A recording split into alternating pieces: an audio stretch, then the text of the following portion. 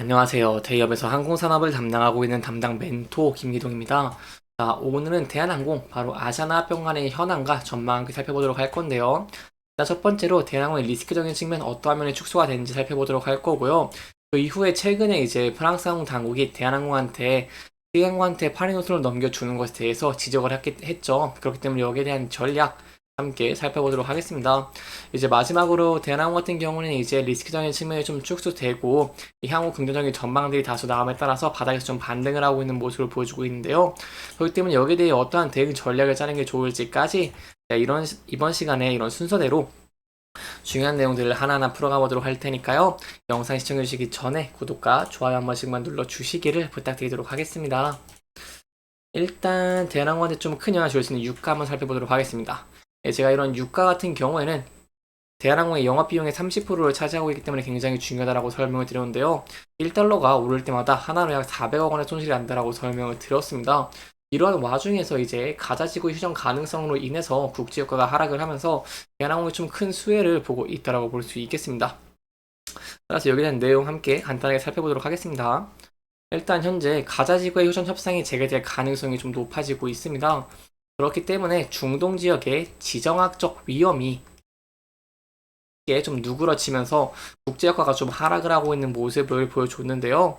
이렇게 특히 WTI 선물도 좀 많이 하락을 하고 있는 모습을 보여줬습니다. 그렇기 때문에 현재 시장에서는 이런 중동 가자 지역의 갈등이 휴전의 돌파구를 찾을 수 있다는 점 때문에 여기에 주목을 하면서 선물 가격이 좀 많이 떨어지고 있는 모습을 보여주고 있고요. 그렇기 때문에 이런 부분에서 봤을 때 저희가 이런 휴전이 어떻게 진행이 되는지도 계속해서 좀 살펴보도록 하겠습니다.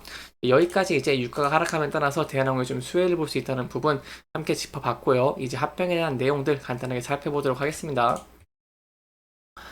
일단 대한항공 같은 경우에 이제 지난 2월에 유럽연합으로부터 기업 결합 승인을 받으면서 이런 노선을 반납을 한다던가 화물 매각에 대한 내용들이 있었죠. 그 중에 제가 이번에 좀 말씀을 드린 게 프랑스 항공당국의 지적에 관한 대한항공의 전략을 좀 설명해 드리려고 합니다. 현재 프랑스 항공 당국이 대한항공과 한국 정부의 TA항공의 프랑스 취항은 항공협정 위반이라는 의견을 내놨습니다. TA항공은 EU 경쟁 당국의 기업 결합 승인 조건에 따라서 대한항공으로부터 프랑스랑 이제 파리 등 이런 유럽 4개 노선을 이제 받는 모습을 보여주고 있죠. 그렇다면 이게 어떤 내용일까요? 바로 항공 같은 경우에는 프랑스와 이제 1974년에 항공협정을 맺으면서 50년 동안 서로 취항을 해왔습니다. 첫 협정을 맺은 후에 30년 동안은 대한항공 항공만 취항을 허가했지만 2008년부터 아시아나항공을 좀 허가를 하면서 두 곳으로 늘어났습니다.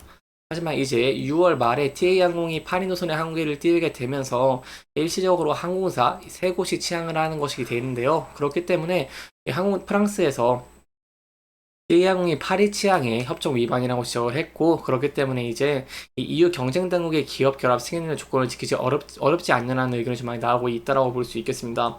하지만 여기에 대해 좀 긍정적으로 볼 수 있는 부분이 있는데요. 제가 여기에 대한 내용들 좀 간단하게 설명해 드리도록 하겠습니다. 일단 항공업계에서는 이번 프랑스 항공 당국의 지적을 단순 과정상의 착오일 뿐이라면서 조만간 해결될 것으로 좀 전망을 하고 있습니다. 여기에 대해서 대한항공은 프랑스 항공 당국보다 상위 기관으로 평가받는 EU 경쟁 당국의 기업 결합 승인을 조건을 받았고요.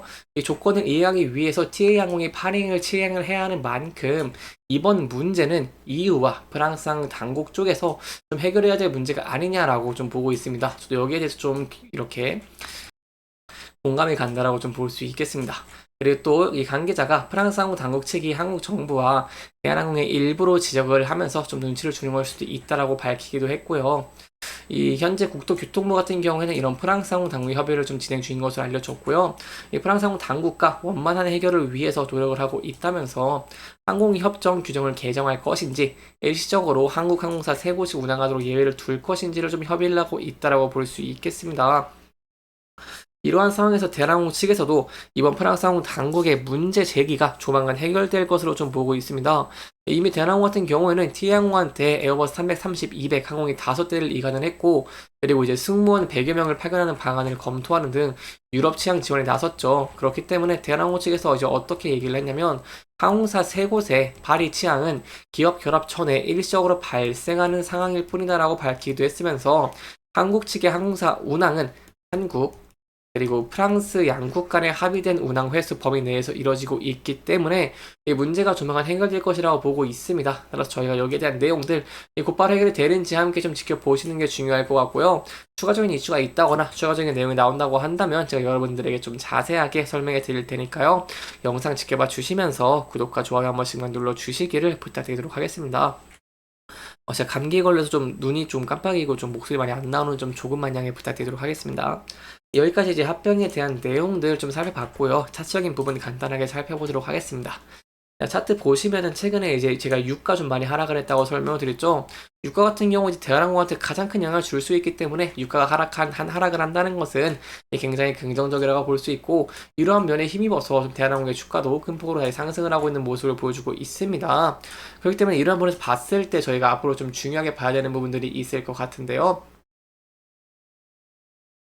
일단 첫 번째로 유가의 가격이 안정화가 될 수 있는지 지켜보시는 게 중요할 것 같고요. 그 이후에 이제 여객에 대한 수요가 현재 급증을 하면서 대나무 좀 좋은 실적 낼 것으로 기대해 볼 수 있는데, 1분기에 실적이 나오면서 자 긍정적으로 좋은 실적이 나오면서 어닝 서프라이즈가 나올지 이런 부분 함께 좀 지켜보시는 게 좋을 것 같습니다.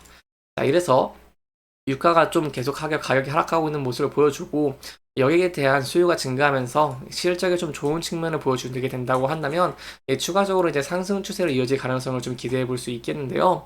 상승하는 모습을 보여주게 된다고 한다면 앞서 이제 저항을 받았던 구간대를 돌파할 수 있을지 함께 지켜보시는 게 중요할 것 같고요. 이 부분을 돌파된다고 한다면 저희가 강하게 매물대가 쌓여있는 이 라인대도 좀 중요하게 봐야 될 것 같습니다.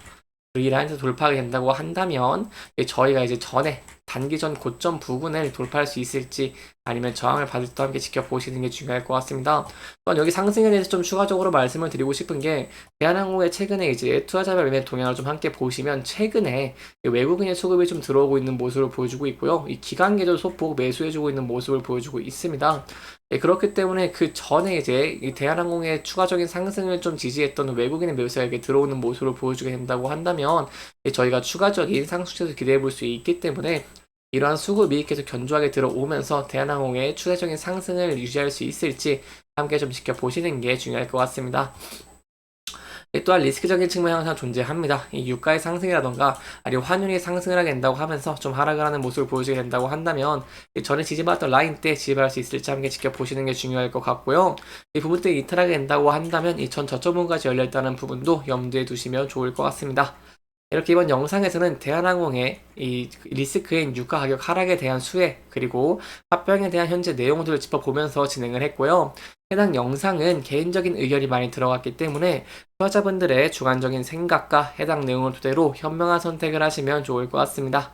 이렇게 영상 잘 보셨다면 좋아요와 구독 부탁드리면서 오늘 영상 마무리하도록 하겠습니다. 끝까지 시청해주셔서 감사합니다.